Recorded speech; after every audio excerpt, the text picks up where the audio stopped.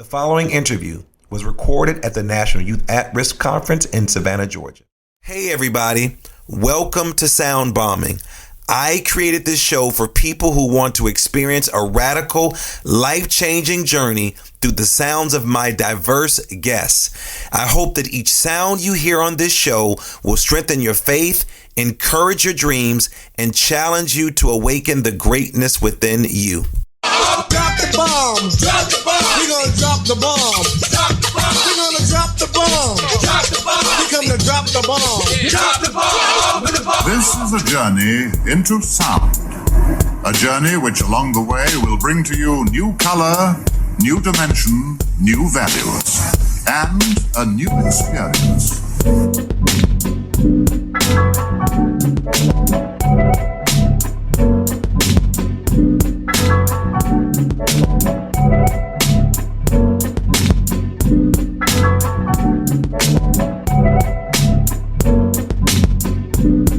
Ladies and gentlemen, the star of the show, Lamar Darnell Shields.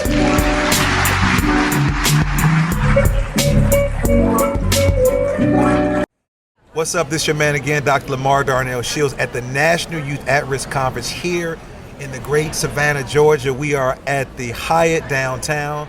What we heard a couple of days ago, several people actually canceled again because of this virus.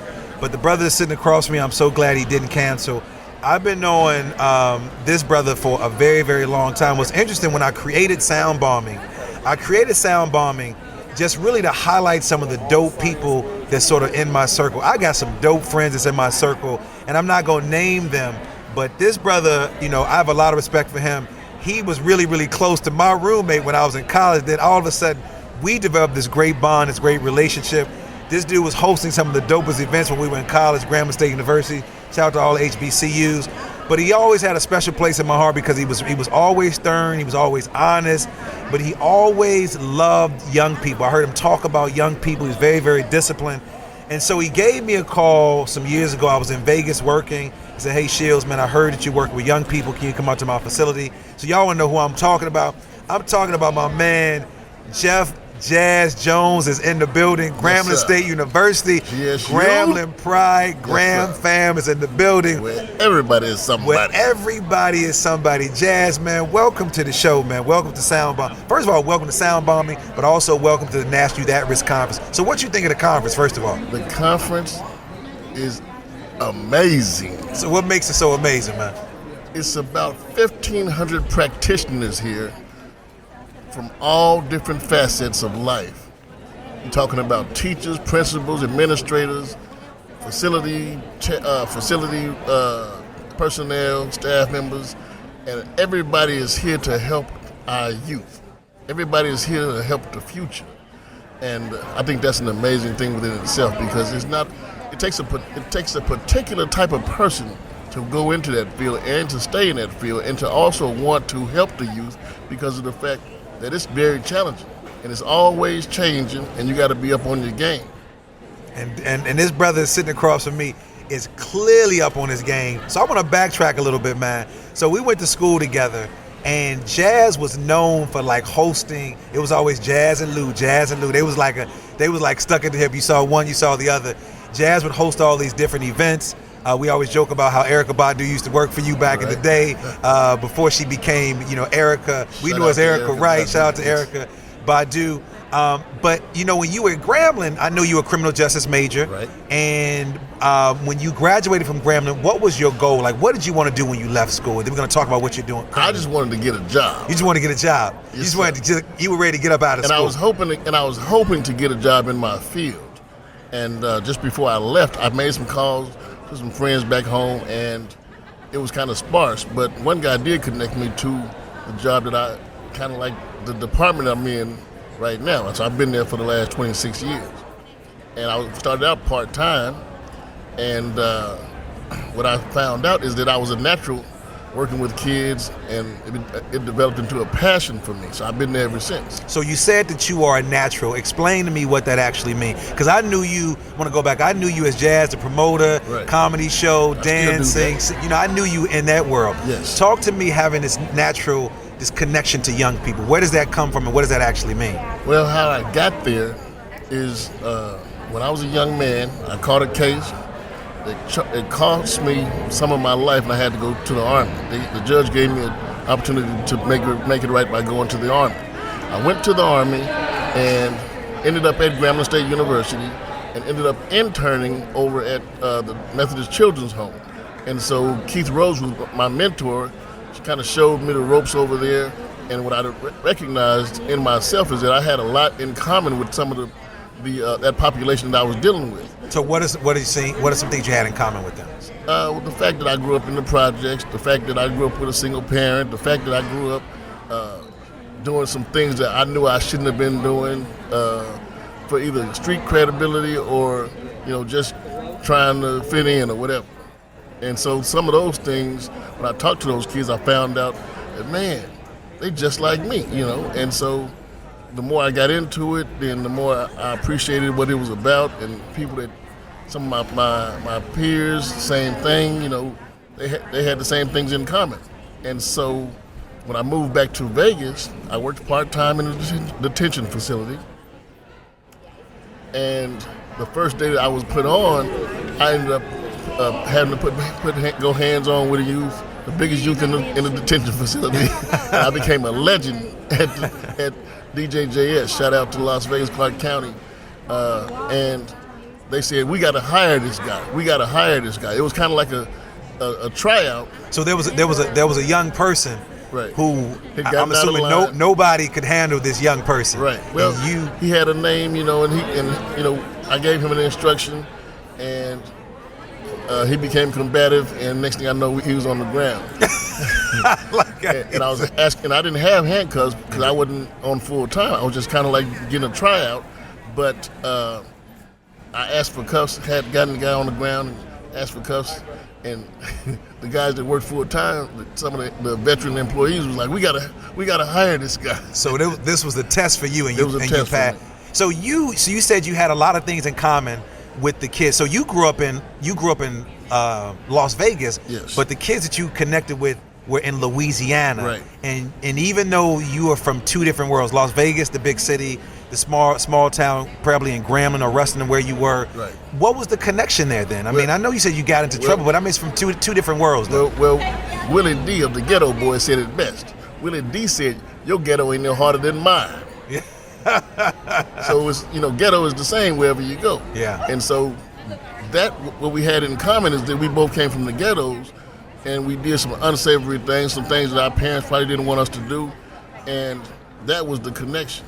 So is that important for you as a facilitator to have like a personal connection to a young people in order to get them to move from point A to point B? Well, sometimes they don't always see it, but I know where I come from, and I know what I'm about, and I know what my testimony is, and God delivered me from that. And the fact of the matter is, He empowered me to be able to put me in a position to help young people by having that testimony. So when you work in this facility, so you had me come out to speak, and I had a great time. Right.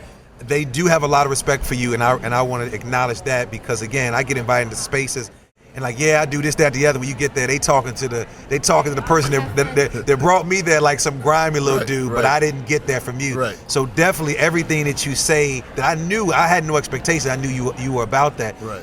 What are some things that you're seeing lately in the juvenile system that are shifting from when you started 27 years ago to now? What are some concerns that you might have, and what are some things that you've been doing to be successful that maybe other people have not been doing?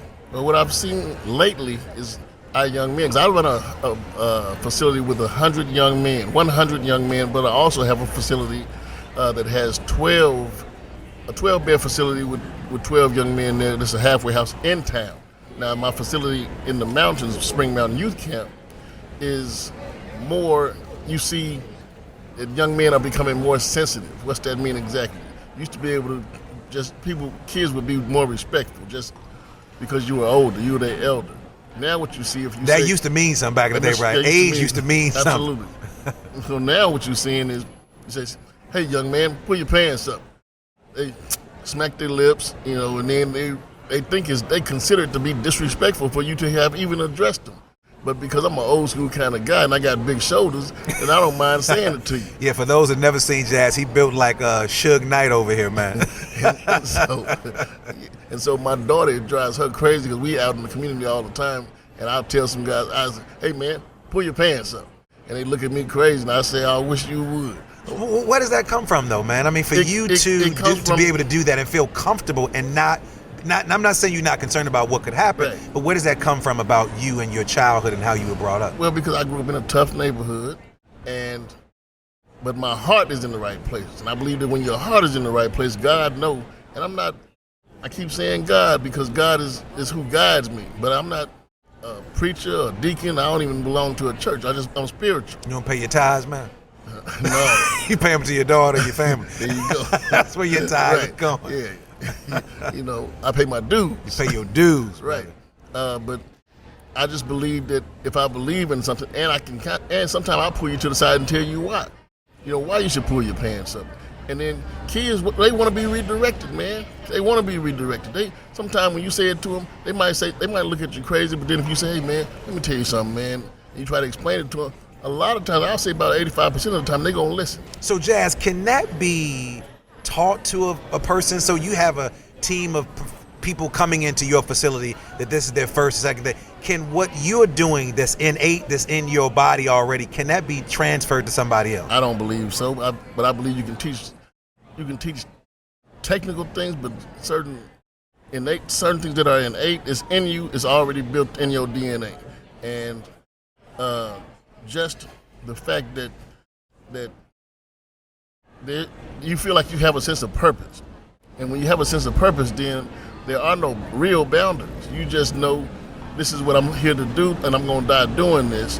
I would love to, I ain't going to say love to die, but I would think it would be an honor that if I died doing what I'm supposed to be doing, because it's helping the community, it's teaching young men what they're supposed to be doing, and hoping that it turns out right for them, because it's beneficial not just to them, but to the community as well, and hoping that their seed can benefit from them making changes. You mentioned one of my favorite words, purpose. At what point in your life did you know that this was your purpose or your calling? Because Jazz, you have a lot of skills, man. Right. You know a lot of people. Yes, sir. You like the OG of Las Vegas. You come through. Right. You got to come through you before you go anywhere else. When did that purpose hit for you?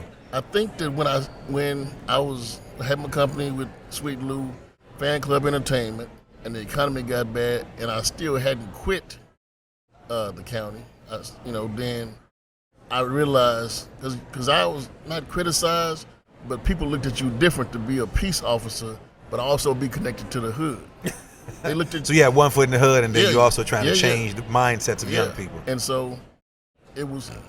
It took a while for people to kind of respect it. And what happened was people. The biggest accolade that you can get is for people to invite you to the neighborhood, knowing that you're a peace officer. Woo!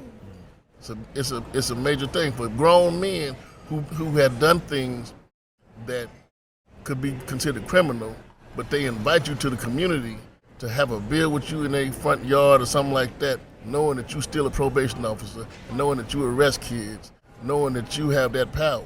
That's the biggest accolade and the respect that you can have, because that's validating you as not just a peace officer, but an agent of change. So what does that do for you personally, that feeling? Because I'm looking at the expression on your face. Like, how does that feel, man? The fact that you do get those invitations. Man, what you trying to do, make me cry? Hey, man, I'm known for having my Oprah moment, brother. But I can see the passion in your face. No, Look, what it is it validates you, because all of these years, these 27 years that you've been putting this work in, and they'll tell you how long you've been doing it. They'll tell you that you paid your dues. They'll tell you. They got your resume. These guys in the neighborhood got your resume. They know how long you've been chasing guys up and down the street. But then I shifted. I shifted in the second half of my career. And I said, man, chasing them down ain't getting it. We're going to have to start figuring out some ways to preserve them and teach them what we know. And so what I did is I started embracing their talents and their gifts and started connecting them to my resources. So if you a rapper, and I got a friend that got a studio, and I know that he's legitimate, I'm getting on the phone with you, and I'm calling him with you on the phone, speakerphone, and we're making sure that we can connect you to something. And I began to see the fruits of the labor, and I started doing it more and more. And then Lou and I would do it a lot. And there's nothing more powerful than being able to pick up the phone and help somebody. That's right. When you pick up the phone and you say, "Hey man, I'm sending the guy your way," and they say, "Oh yeah, send him," and then it works out. See, my grandfather told me a long time ago, "Don't mess with no cotton pickers." So I don't mess with nobody that can't produce no results. Can't produce no You can't produce no results, then I ain't gonna call you on nothing, because I don't want you to take my credibility away. So speaking of results, man, what are some results that you are getting from the work that you've been doing? And are there any highlight reel of any of the young men that you've come across of like you saw on the outside who just got it together? Man, what has happened lately that I'm really excited about.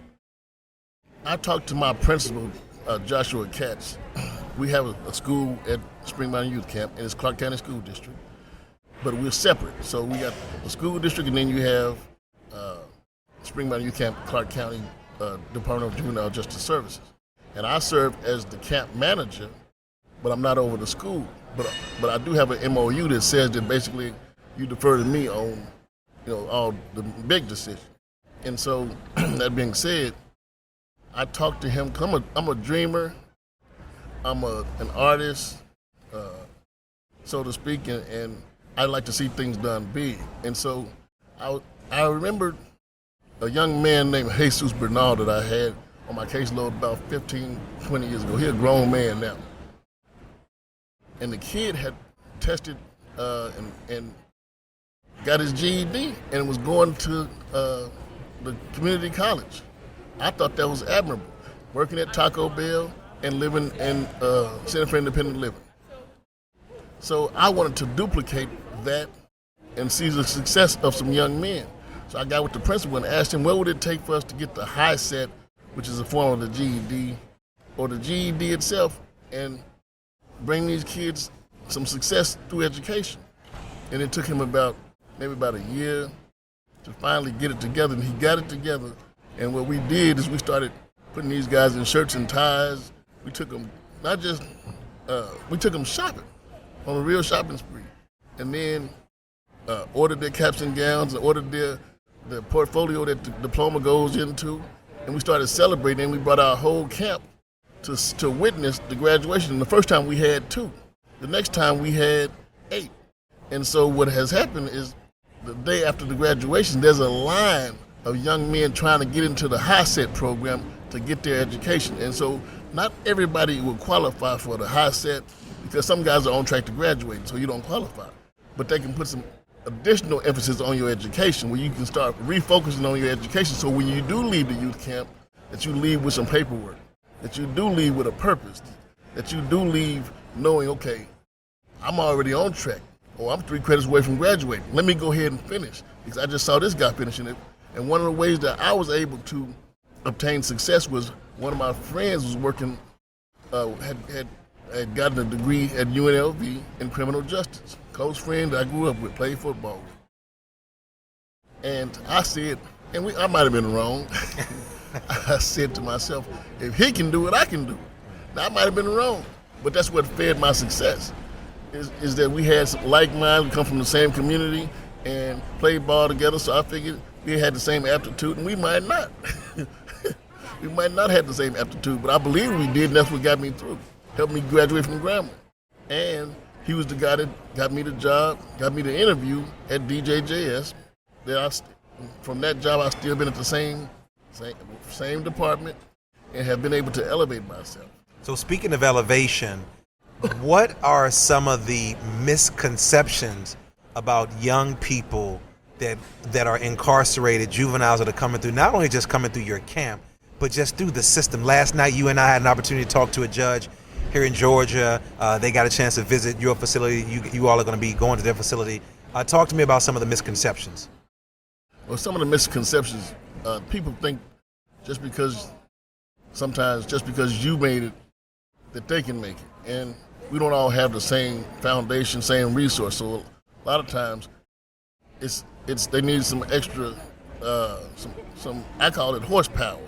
So I'm good about. I had a friend of mine last night go through my phone because she was like, well, what you gonna do when you retire? I said, I still help kids even when I'm not at work. And she went through my phone and saw all the kids that I help that reach out to me on a routine basis, and I support them.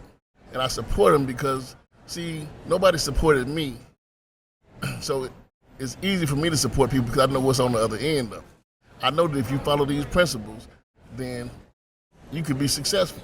So the misconception that people have is that everybody can do it by themselves, and I believe nobody can do it by themselves. It takes a village, as they always say, and I know that sounds cliche, but it does take a village. I send kids that have gone to college $50, $60 every time I get paid, just so they have a couple dollars in their pocket. So that's one of the misconceptions. But another one is that our kids can't learn, that they're throwaways.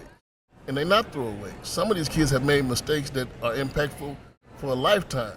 And if you don't hit the reset button, if you don't give them some kind of guidance, then they're going to fail.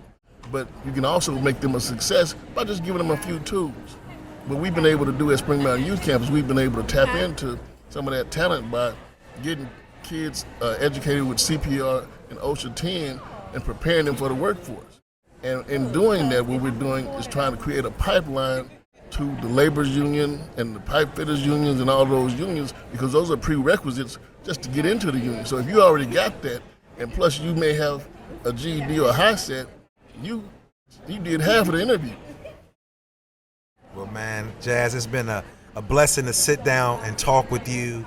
I have a lot of respect for you. I'm watching you grow as a man, as a father, as a husband. I also know that you're an author. I'm gonna get them headshots. So you got to talk. I asked Jazz to send me some freaking headshot. He sent me something from the nightclub from like 1995, man. Actually, that was the management. That was probably the holiday party. They had a photographer there. That was management course. Man, I'm trying to step your game up, brother. I want people to know how dope you are. Tell them about your book before we get off. Okay. The title, where they can get it, how they can get in contact with you. My latest book is Poetic Chronicles. That's a book of poetry that highlights the period of 2008 to 2016, and even though it's poetry, it speaks to that age and all of the things that happened during that term, straight from President Obama all the way to the Haitian girls, the Haitian issue when they had the earthquake. So. It goes deep into it, but it's also fun. It's some stuff that talks about the neighborhood and the community, and talks about your grandmother and how your grandmother used to talk to you. So it's just a fun little book, and they can find it on Amazon.com. But Jazz Mataz is the author. Jazz Mataz is my pseudonym. And the children's book? The children's book is Cooley the Ant, and I've written that with a childhood friend of mine, James Allen. Shout out to James Allen, one of the guys who actually I brought through to do some work with me with the kids at Juvenile Justice. So he's a multi-talented guy, but we got Cooley the Ant, and that's a series, so I can't even go through all of the books. I think we're on our fourth one right now. Now, you know, from poet to poet, you got to leave me with the piece, man. Go ahead, bless our listeners with the piece. Unconcerned.